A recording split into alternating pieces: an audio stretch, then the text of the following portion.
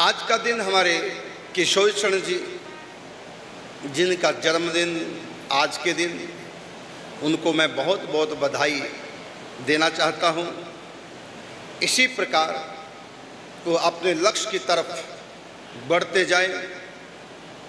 उनके जीवन का लक्ष्य है केवल गुरु की प्रसन्नता। जिस बात में गुरु प्रसन्न है उनको तो वो करना है, ना उनको दुनिया दिखती है ना उनको भगवान दिखते हैं। गुरु निष्ठा क्या होती है, यदि कोई प्रत्यक्ष में देखना चाहे तो किशोर चरण जी के जीवन को देखें। 22 फरवरी को इस दास का जन्मदिन था, तो इनके माता पिता मेरे पास लाए इनको, और इनका हाथ मेरे हाथ में देकर बोले, ये आपके जन्मदिन का गिफ्ट हम आपको दे रहे हैं। सोचिए कैसे माता पिता होंगे। आए हुए हैं दोनों यहाँ पर, 3 बहनों के बाद ये चौथे संतान के रूप में किशोर चरण जी का जन्म हुआ। कितनी मन्नतें मान मान करके इनका जन्म हुआ था। अब सोचिए 3 बेटियों के बाद एक बेटा होता तो कितना लाडला होता है। आज वो बेटा संसार के समस्त सुखों को ठुकरा करके, पारिवारिक मोह का परित्याग करके, दुनिया की प्रत्येक कामनाओं की होली जला करके और आ गए मेरे पास गोवर्धन में। जब ये 6ठी 7वीं क्लास में पढ़ते थे तब से हमारा सत्संग सुनते आए। उन दिनों यमुनानगर में अखंड हरि नाम संकीर्तन चल रहे थे, लगातार बिना नीम तोड़े। 3 साल लगातार सत्संग कथाओं का कार्यक्रम अनवरत चलता रहा। और ये स्कूल से जब आते, उस समय इनका नाम था विमल, स्कूल से आते अपना थैला खूंटे पे लटका करके पूछते, आज कीर्तन किसके घर है, महाराज जी कहाँ है। वहीं पहुँच जाते और मुझसे कभी बात नहीं करते थे, पीछे बैठ जाते थे, सत्संग सुनते थे और वापस चले जाते थे। अपने दिल की बात कभी इन्होंने आज तक मुझसे की नहीं, आज भी नहीं करते। पहले लिख करके पत्र मुझको देते थे कि आप पढ़ लो मेरे दिल की बात, और सारे पत्र दीदी के पास संभाले रहे इनके। एक दिन इनकी माता ने चोरी से सारे पत्र पढ़ लिए।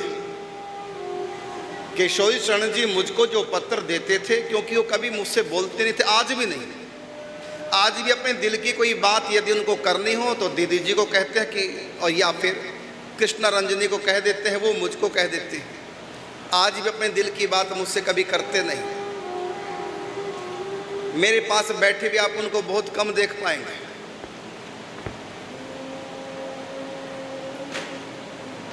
तो उनके सारे पत्र जो लिखते थे मुझको पढ़ करके मैं रख देता दीदी जी के पास। एक दिन इनकी माता के हाथ वो पत्र पढ़ गए। माता ने सारे पत्र पढ़ लिए।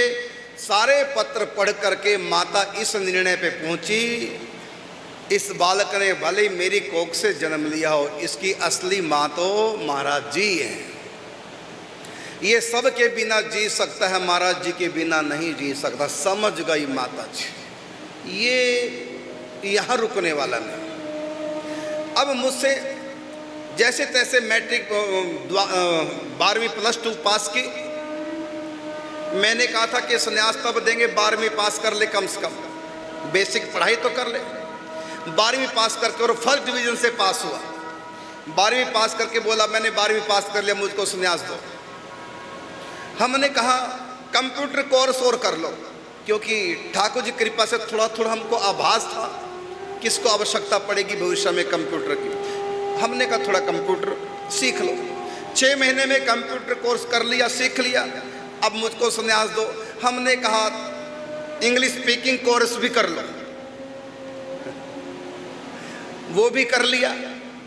अब संन्यास दो। फिर हमने कहा 3 बहनों के बाद तुम भाई जन्म लिए, तुम्हारी बहनें, तुम्हारे माता पिता इकलौती तुम पुत्र हो, उनके इकलौते, कोई संन्यास लेने देगा? तो ये बोले आज तक जितने सन्यासी हुए किसी के माता पिता ने, परिवार ने संन्यास लेने दिया?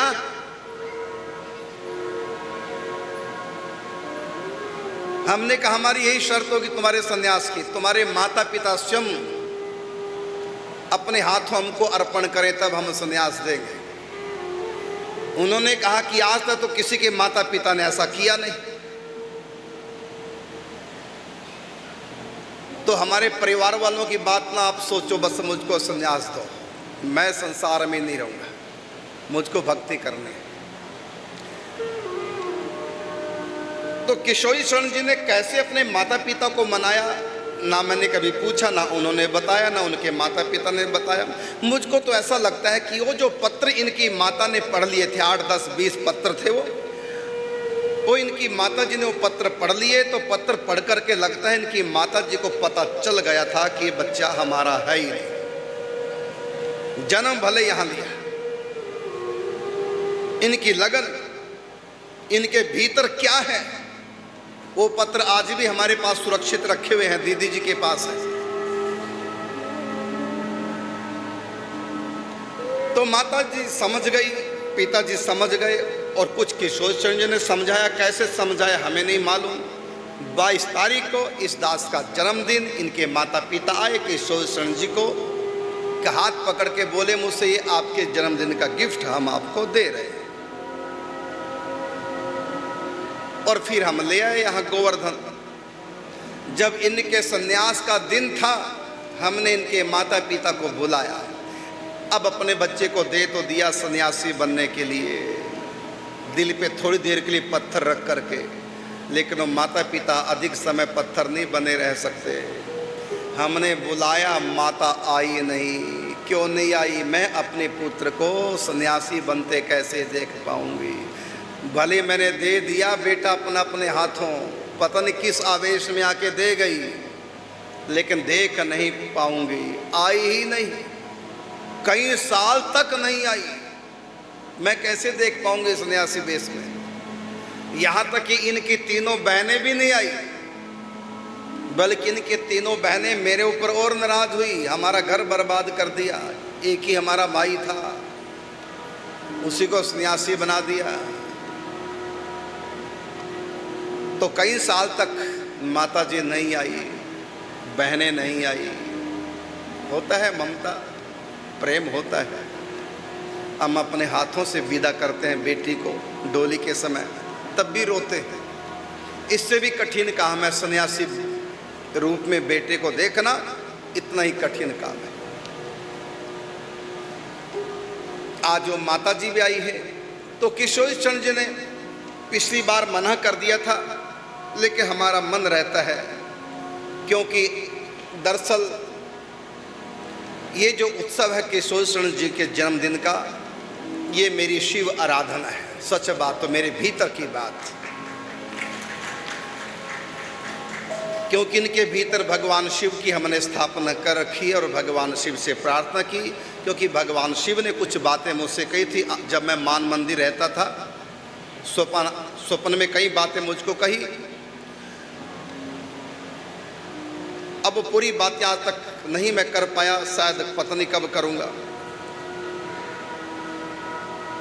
तो उन बातों को लेकर के मैंने कई संतों से चर्चा की, पूजा श्री मास्टर बाबा से भी चर्चा की, इसका क्या अर्थ, क्योंकि मैं तो इस योग्य अपने आप को समझता नहीं हूँ। मेरे बारे में जो भविष्यवाणी की, मेरे पास तो किसी प्रकार की कोई योग्यता नहीं, मैं कैसे ऐसा कर पाऊंगा, लेकिन आज हो रहा है। तो मैंने भगवान शिव से कहा, प्रभु जो भी आपको करना कराना है, मैं आपकी स्थापना कर रहा हूँ किशोरी शरण जी के भीतर। जैसे कि मूर्ति में, धातु की मूर्ति में, पत्थर की मूर्ति में हम भगवान की स्थापना करते हैं, ऐसी मैंने किशोरी शरण जी के भीतर भगवान शिव की स्थापना कर दी। आपको जो भी करना कराना होगा मुझसे किशोरी शरण जी को प्रेरित करते रहना। जो ये कहते जाएंगे सो मैं करता जाऊंगा, आपकी शक्ति, आपकी प्रेरणा। तो आप लोगों के लिए किशोरी शरण होंगे, किसी के लिए कुछ होगा, किसी, लेकिन मेरे लिए भगवान शिव है। तो मैं दरअसल बाहर लीला कुछ और है, अंतर में मैं अपने शिव की आराधना कर रहा था। मूल में हमारे गुरुदेव भगवान हैं, उन्होंने बहुत कृपा की है और जिन जिन संतों से मैं मिला हूं उन उन संतों से भगवान शिव ने ही हमको मिलाया।